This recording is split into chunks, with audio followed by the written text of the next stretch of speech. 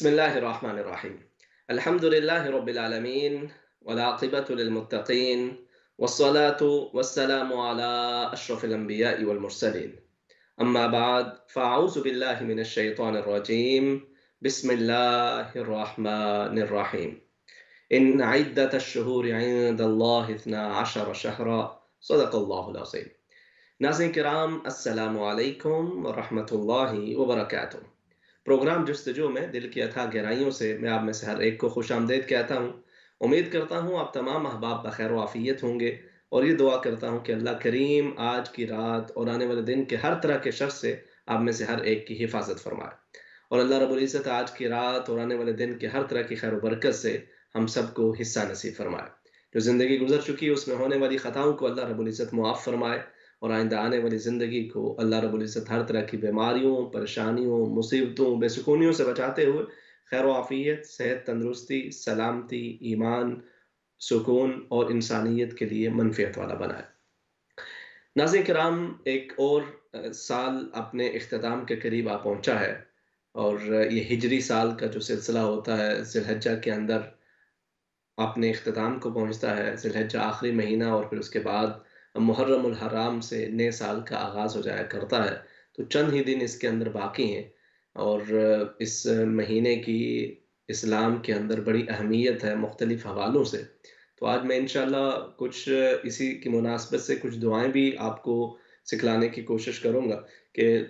مہینے کے آغاز سے پہلے ہی، اس نئے سال کے آغاز سے پہلے ہی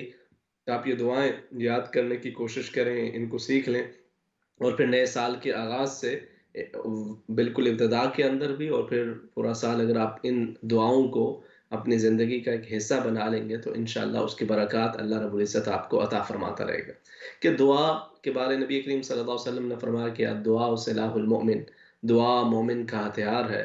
اور یہ ایک ایسا ہتھیار ہے کہ جس کے ذریعے انسان دکھوں، غموں، تکلیفوں، مصیبتوں، بے سکونیوں کے اندر ایک سہارا پا لیا کرتا ہے، اور رب تعالیٰ کی پناہ میں آ جایا کرتا ہے۔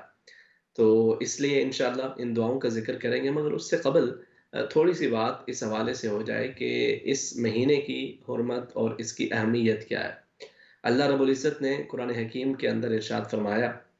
کہ ان عدت الشہور عند اللہ 12 شہرا۔ اللہ رب العزت ہی ہر چیز کا خالق ہے، وہی ہر چیز کا مالک ہے، اسی نے کل کائنات کو تخلیق فرمایا ہے۔ تو اللہ رب العزت اپنے حبیب کریم صلی اللہ علیہ وسلم کی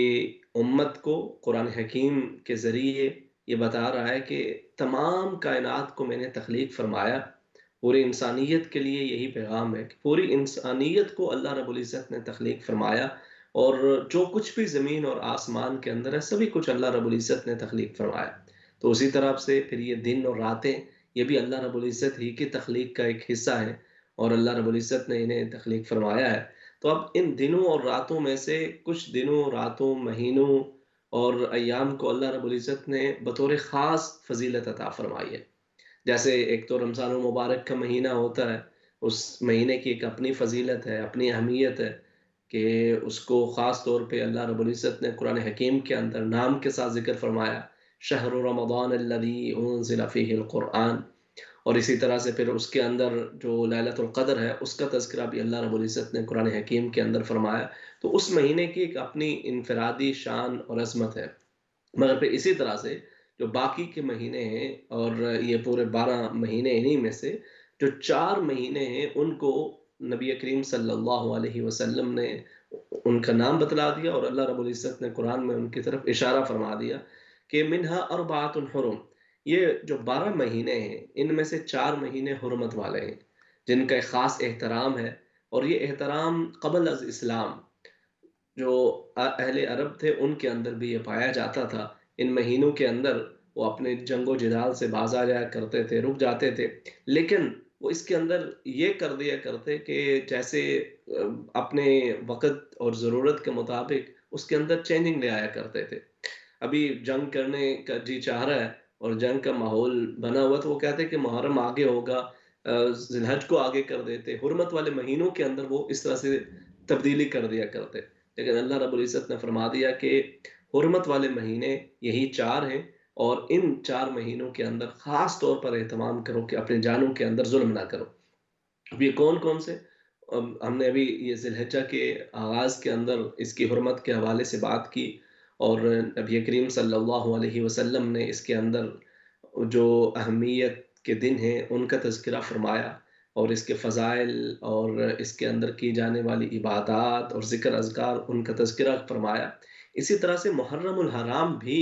حرمت والے مہینوں میں سے ایک اہم مہینہ ہے، اور یہ اسلامی تعلیمات کی ایک یہ خوبصورتی ہے کہ جس کے اندر ہمیں یہ تعلیم اور یہ درس دیا جاتا ہے کہ ایک انسان جب بھی راہ راست سے ذرا بھٹکے، اس کے پاس پھر ایک موقع ہو، پھر موقع ہو، پھر موقع ہو کہ وہ واپس اپنے رب کی طرف پلٹ آئے اور اپنی اصلاح کی تیاری اور اپنی اصلاح کی کوشش جاری رکھے۔ اس سے قبل کہ انسان کا آخری وقت آئے، اس کے پاس جو لمحہ موجود ہے اس سے اسے فائدہ اٹھانا چاہیے۔ کسی کو خبر نہیں، اپنے اگلے لمحے کی خبر نہیں ہوتی، اور اسی وجہ سے اللہ رب العزت نے قرآن حکیم کے اندر ارشاد فرمایا کہ وَاتَّقُوا يَوْمًا تُرْجَعُونَ فِيهِ إِلَى اللَّهِ ثُمَّ تُوَفَّى كُلُّ نَفْسٍ مَا كَسَبَتْ وَهُمْ لَا يُظْلَمُونَ، کہ ڈرتے رہو اس دن کے بارے کہ جس دن تم واپس لوٹائے جاؤ گے، اور پھر تمہیں تمہارے اعمال کا پورا پورا بدلہ دیا جائے گا۔ اسی طرح سے نبی کریم صلی اللہ علیہ وسلم نے روز حشر کے بارے ارشاد فرمایا کہ اس روز انسان اپنے قدم نہیں اٹھا سکے گا اپنے رب کے بارگاہ سے، وہ جب تلک کہ چار چیزوں کے بارے جواب نہ دے لے۔ تو خاص طور پہ جب کوئی سال ختم ہو رہا ہوتا ہے، نئے سال کا آغاز ہو رہا ہوتا ہے، ہم یوزلی جنوری فروری کے اندر اس طرح کی چیزیں ہو رہی ہوتی ہیں، اور لوگ نیو سال کے حوالے سے کچھ کمٹمنٹس کر رہے ہوتے ہیں، کچھ اپنے سے وعدے وعید کر رہے ہوتے ہیں۔ بطور مسلمان تو خیر ہمیں ہر رات ہی یہی معاملہ کرنا چاہیے کہ ہر رات سونے سے قبل ہم یہی سوچیں کہ ہو سکتا ہے کہ یہ آج کی آخری رات ہے، اور اگلے دن کے آغاز کے حوالے سے یہ سوچیں کہ اگر اللہ رب العزت نے ہمیں وہ نصیب فرمایا تو اس کے اندر ہمیں یہ کرنا ہے اور ان چیزوں سے بچنا ہے۔ لیکن پھر بھی اگر اس میں کوتاہی ہوتی ہے تو کم سے کم یہ جب نئے مہینے کا یا اسی طرح سے پھر نئے سال کا جب آغاز ہو رہا ہو، اور نیا سال بھی ایسا کہ جو حرمت والا مہینے کے ساتھ اس کا آغاز ہو رہا ہے، تو انسان کو پھر خاص طور پہ اس کے حوالے سے اہتمام کرتے ہوئے ان چیزوں کا خیال رکھنا چاہیے جن کے بارے نبی کریم صلی اللہ علیہ وسلم نے فرمایا کہ روز حشر انسان کو قدم ہٹانے کی اجازت نہیں ہوگی جب تک کہ وہ ان چار چیزوں کے بارے جواب نہ دے دے۔ ایک تو اس سے یہ پوچھا جائے گا کہ تو نے مال کمایا کیسے ہے؟ ہم نے عقل و شعور دیا، فہم و فراست دی، تمہیں مال کمانے کے لیے صلاحیت عطا فرما دی، اب اس کے بعد تم نے اس مال کو کس طرح سے کمایا ہے؟ کیا اس کے لیے حلال حرام ایک کرتے چلے گئے، یا پھر تم نے یہ خیال کیا کہ جو اللہ رب العزت کے حدود و قیود ہیں ان کا خیال رکھا جائے اور انہیں پامال نہ ہونے دیا جائے؟ تم نے اللہ رب العزت کے بتائے ہوئے راستوں کے مطابق اس مال کو جمع کیا، یا پھر تم اللہ رب العزت کے احکامات کو پس پش ڈال کے بس اب تو دنیا بن کے رہ گئے تھے کہ بس دنیا کو سمیٹو، جہاں سے ملے، جتنی ملے، جیسے ملے سمیٹتے چلے جاؤ، بس تمہیں اس دنیا سمیٹنے کی فکر تھی، یا پھر اس کے ساتھ ساتھ رب تعالیٰ کے فرامین اور حدود و قیود کا بھی خیال تھا؟ تو جب یہ چیز انسان کے ذہن کے اندر رہے کہ مال کمایا کیسے، اور پھر اسلام کے اندر، کیونکہ یوزلی تو جب بات کی جاتی ہے کہ آپ کو اپنے مال کے حوالے سے حساب کتاب دینا پڑتا ہے، تو آپ کو اپنے انکم سورسز وغیرہ ان کو ہی شو کرنا ہوتا ہے کہ آپ نے کہاں سے اور کیسے مال جمع کیا یا کیسے آپ کے پاس آیا، تو مختلف جو اس کے سورسز ہوتے ہیں ان کو آپ کو بتانا ہوتا ہے۔ دنیا کے اندر تو یہی چیز ہوتی ہے، لیکن چونکہ ہم خود، ہماری ذات اور ہمارا مال اور ہمارے پاس موجود ہر شے یہ رب تعالیٰ کی امانت ہوا کرتی ہے، تو اللہ رب العزت کے ہاں یہ بھی سوال پوچھا جائے گا کہ مال کمایا کیسے اور پھر اسے خرچ کیسے کیا، کہاں کہاں پہ اسے خرچ کرتے رہے، اپنے جو عزیز و اقارب ہیں ان کے حقوق کو پورا کرتے رہے، جو غرباء و مساکین تھے ان کے حقوق کو پورا کرتے رہے، یا پھر فقط بس اپنی فکر تھی اور اپنی تجوری بھرتے رہے، اپنے خزانے بھرتے رہے، اور جو حق تھا دوسروں کا اس کو فراموش کرتے رہے۔ زکوٰۃ کی صورت کے اندر، صدقات کی صورت کے اندر جو ذمہ داری اور جو حق تمہارے مال کے اندر دوسروں کا تھا، تم نے اسے پورا کیا کہ نہیں کیا؟ تو اس لیے اس چیز کا بھی انسان خیال رکھے۔ اسی طرح سے پھر اللہ رب العزت انسان کے علم کے بارے میں اس سے سوال کرے گا کہ ہم نے جو تمہیں علم عطا کیا تم نے اس پہ کہاں تک عمل کیا. علم آج معلومات خاص طور پہ وہ بہت زیادہ ہیں. آج ایک کلک کی دیر ہوتی ہے اور انسان کے پاس دنیا بھر کی معلومات آ جایا کرتی ہیں، لیکن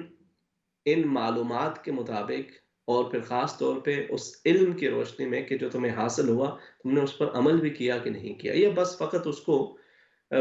پڑھ کے اگنور کر دیا، فراموش کر دیا، بھلا ڈالا، یا پھر اس کو اہمیت دی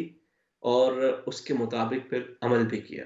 تو یہ بھی ان سوالوں میں سے ایک سوال ہوگا. تو اس نئے سال کے آغاز میں ہم ابھی چند دن باقی ہیں تو انسان اپنا ایک احتساب شروع کر دیتا ہے کہ اللہ رب العزت نے یہ جو زندگی عطا فرمائی ہے، جو مال عطا فرمایا ہے، جو ہمیں علم عطا فرمایا ہے، جو بدن کے اندر طاقت عطا فرمائی ہے، ان تمام چیزوں کو ہم کیسے صرف کر رہے ہیں. اگر اللہ اور اس کے رسول کریم صلی اللہ علیہ وسلم کے بتائے ہوئے راستوں کے مطابق کر رہے ہیں تو الحمدللہ، ورنہ اس کے اندر کیا بہتری لائی جا سکتی ہے، انسان اس کی جانب ضرور متوجہ ہو. اور جب آپ اس کی جانب متوجہ ہوتے ہیں اور اس کو بہتر کرنے کی کوشش کرتے ہیں تو اللہ رب العزت کی رحمت بھی انسان کی جانب متوجہ ہوا کرتی ہے. اور خاص طور کے اوپر اگر ایک عادت بنی ہو، انسان بہت سارے معاملات کے اندر، غیر شرعی امور کے اندر مبتلا ہو چکا ہو، تو پھر اس عادت سے نکلنا، اس ایڈکشن سے نکلنا بسا اوقات مشکل ہوتا ہے. لیکن پھر بھی گیو اپ کرنے کے بجائے انسان کوشش کرتا ہے. اور جب سے اب نئے اسلامی سال کا آغاز ہوتا ہے تو اس میں ہونے والے ان واقعات کی طرف توجہ کرے کہ جن کا تذکرہ ہمیں اسلامی تاریخ کے اندر ملتا ہے. وہ جناب سیدنا عمر فاروق رضی اللہ تعالی عنہ کی شہادت ہو، یا پھر اس کے بعد جناب سیدنا امام حسین رضی اللہ تعالی عنہ کی شہادت کا دردناک واقعہ ہو. تو ان کی ان قربانیوں کو بھی انسان ذہن کے اندر رکھے. دیکھیں، اسلامی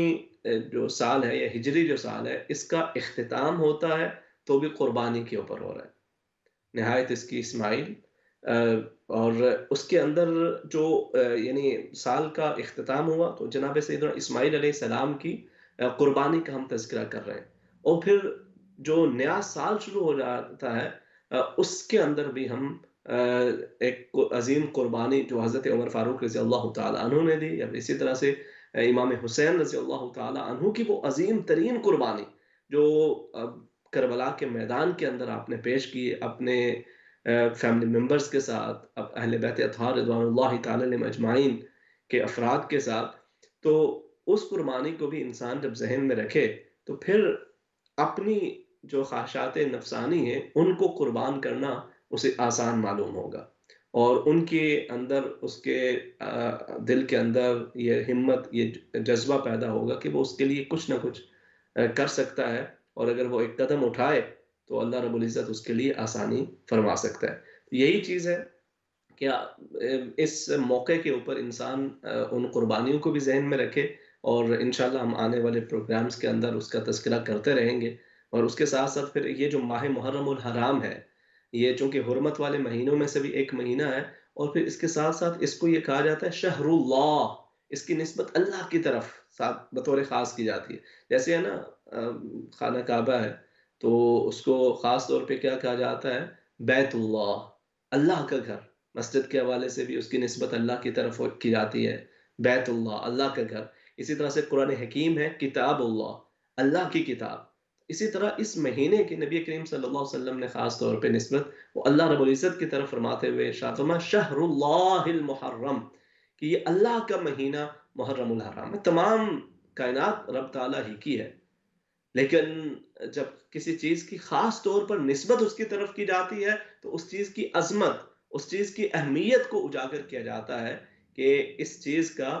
اللہ کے ہاں خاص مقام ہے، خاص مرتبہ. تو اس مہینے کی نسبت بھی جب رب تعالیٰ کی طرف ہو رہی ہے اور اسے شہر اللہ المحرم کہا جا رہا ہے کہ یہ اللہ کا مہینہ محرم الحرام ہے، تو ہمیں اس مہینے کی حرمت کا خیال رکھتے ہوئے ایک تو اللہ رب العزت نے فرمایا کہ فَلَا تَظْلِمُوا فِيهِنَّ أَنفُسَكُمْ، کہ تم اس میں اپنی جانوں پہ ظلم نہ کرو. اس سے بھی انسان متوجہ رہے اس طرف بھی، اور اس کے ساتھ ساتھ جو اعمال صالحہ ہیں انسان ان کی طرف متوجہ کہ ان میں سے خاص طور پہ پھر نبی کریم صلی اللہ علیہ وسلم اس مہینے کے اندر بھی روزوں کا اہتمام فرمایا کرتے تھے. اور اس کے اندر آگے چل کے بالخصوص جو یوم عاشور ہوتا ہے اس کے روزہ، یہ تو اسلام سے قبل نبی کریم یعنی رمضان المبارک کے روزوں سے قبل نبی کریم صلی اللہ علیہ وسلم اور آپ کے صحابہ کرام رضوان اللہ تعالی عنہم اجمعین اس روزے کا خاص طور پہ اہتمام فرمایا کرتے تھے، وہ چاہے 10 محرم الحرام ہو اور پھر اس کے ساتھ 9 کا روزہ۔ نبی کریم صلی اللہ علیہ وسلم جب مدینہ طیبہ تشریف لے گئے تو وہاں پہ یہود یہ 10 محرم کو روزہ رکھا کرتے تھے، تو نبی کریم صلی اللہ علیہ وسلم نے پوچھا کہ اس مہینے کے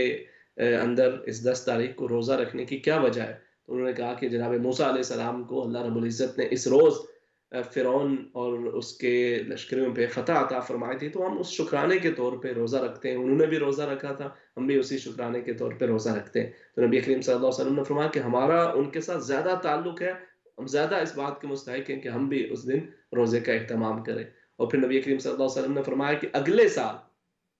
اگر اللہ رب العزت نے مجھے موقع عطا فرمایا تو میں اس سے ایک دن قبل کا روزہ بھی رکھوں گا، اور ایک اور روایت میں اسی طرح سے ایک دن قبل یا ایک دن بعد کا روزہ رکھنا اس کی بھی ساتھ ترغیب دلائی گیا۔ تو انسان 9 اور 10 محرم، باقی تمام دن نہ بھی ہو سکے، 9 اور 10 محرم یا پھر 10 11 محرم یا پھر 9 10 11 تینوں کا اہتمام کریں تو اللہ رب العزت انشاءاللہ اس کی برکات آپ کو عطا فرماتا ہے۔ اب آئیے ان کچھ دعاؤں کا تذکرہ کر لیتے ہیں جو ہم اگر ابھی سے یاد کرنا شروع کر دیں اور اس کو اپنی زندگی کا ایک حصہ بنائیں تو انشاءاللہ نئے سال کے آغاز پہ آپ یہ دعا مانگیں۔ اسی طرح سے نیا مہینہ ہوتا ہے، ہر نئے مہینے کے آغاز پہ آپ یہ دعا مانگیں گے تو یہ صحابہ کرام رضوان اللہ تعالی عنہم اجمعین کا ایک معمول تھا، بلکہ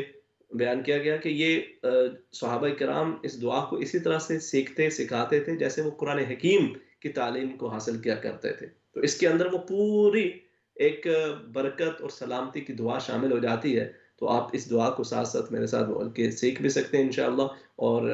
جب نئے سال کا چاند نظر آئے گا، نئے مہینہ محرم الحرام کا آغاز ہوگا تو بالخصوص اس وقت آپ یہ دعا اللہ رب العزت سے مانگیں۔ بسم اللہ الرحمن الرحیم، اللہم ادخلہ علینا، اللہم ادخلہ علینا بالامن والایمان والسلامة والإسلام، اللهم أدخله علينا بالأمن والإيمان والسلامة والإسلام ورضوان من الرحمن وجوار من الشیطان۔ تو اس کو آپ لرن کریں گے، اس کے اندر اللہ رب العزت سے آپ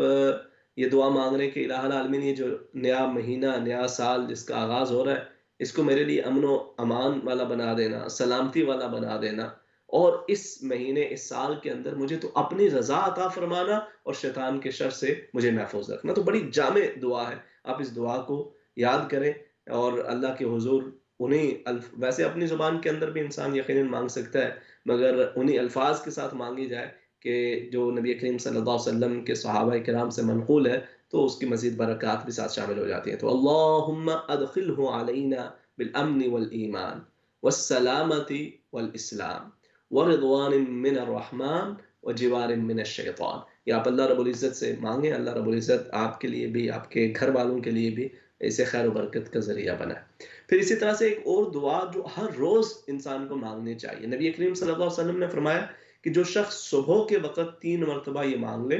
اور اسی طرح رات کے وقت 3 مرتبہ اللہ کے حضور یہ دعا کر لے، یہ کلمات کہہ لے، تو اس دن اور اس رات کے شر سے اللہ رب العزت اس کی حفاظت فرماتا ہے۔ اور یہ آسان سے کلمات ہیں، آپ ان کو اپنی زندگی کا معمول بنا لیتے ہیں تو انشاءاللہ اس کی برکات اللہ رب العزت آپ کو عطا فرماتا ہے۔ بسم اللہ الذی لا يضر مع اسمه شیء فی الارض ولا فی السماء وهو السمیع العلیم۔ بسم اللہ الذی لا يضر مع اسمه شیء فی الارض ولا فی السماء وهو السمیع العلیم۔ بسم اللہ الذی لا يضر مع اسمه شیء فی الارض ولا فی السماء وهو السمیع العلیم۔ تو یہ ہر روز 3 مرتبہ صبح نبی کریم صلی اللہ علیہ وسلم سے منقول، ہم دوسروں سے وظائف کے حوالے سے پوچھ رہے ہوتے ہیں مختلف چیزیں، لیکن یہ وہ وظیفہ ہے، وہ عمل ہے جو نبی کریم صلی اللہ علیہ وسلم نے فرمایا اور اس کی فضیلت کو بھی آپ نے بیان فرمایا، تو اس کو آپ انشاءاللہ اپنا معمول بنائیں گے تو اللہ رب العزت آپ کو اس کی برکات بھی عطا فرمائے گا. اور اس کا وہی طریقہ ہے کہ انسان صبح خود بھی پڑھ لے، اپنے بچوں کو بھی سکھائے اور ان کے لیے دعا بھی کرے اور ان کے اوپر پھونک بھی دے، تو اللہ رب العزت اس کی برکات اسے عطا فرماتا ہے. اچھا، اسی طرح سے ایک اور جو دعا جو کہ مشہور دعا ہے، لیکن وہ بھی میں ذکر کر دینا چاہتا ہوں. مجھے یقین ہے کہ آپ میں سے اکثر لوگوں کو یہ دعا آتی ہوگی، لیکن یہ قرآنی دعا ہے اور بڑی خوبصورت دعا ہے. یہ بھی ایک جامع دعا ہے. پہلی دعا تو میں نے وہ ذکر کی نا کہ جس کے اندر یہ ہر نیا مہینہ جب اس کا آغاز ہوتا تو صحابہ کرام رضوان اللہ تعالی علیہم اجمعین یہ دعا اللہ کے حضور مانگا کرتے تھے کہ اللہم ادخلہ علینا بالامن والایمان والسلامت والاسلام ورضوان من الرحمن وجوار من الشیطان. تو یہ تو مہینے کے آغاز کے اندر ہوگی. پھر اسی طرح سے جو دوسری دعا وہ نبی کریم صلی اللہ علیہ وسلم نے ذکر فرمائی کہ ہر روز صبح اور شام اللہ رب العزت یہ کلمات اللہ کے حضور پیش کرے، اللہ کے نام کے ساتھ اپنے دن رات کا آغاز کرے تو وہ اس کے شر سے محفوظ رہے. بسم اللہ الذی لا یضر مع اسمہ شیء فی الارض ولا فی السماء وهو السمیع العلیم. اس دن اور رات کے شر سے اللہ رب العزت اس انسان کو حفاظت عطا فرماتا ہے. پھر اس کے بعد یہ جو تیسری دعا ہے یہ قرآنی مشہور دعا ہے لیکن بڑی جامع معنی دعا ہے. تو اس کو ہر نماز کے بعد انسان اپنی دعاؤں کے اندر ساتھ شامل رکھ لیتا ہے. اور وہ کیا ہے کہ اللہم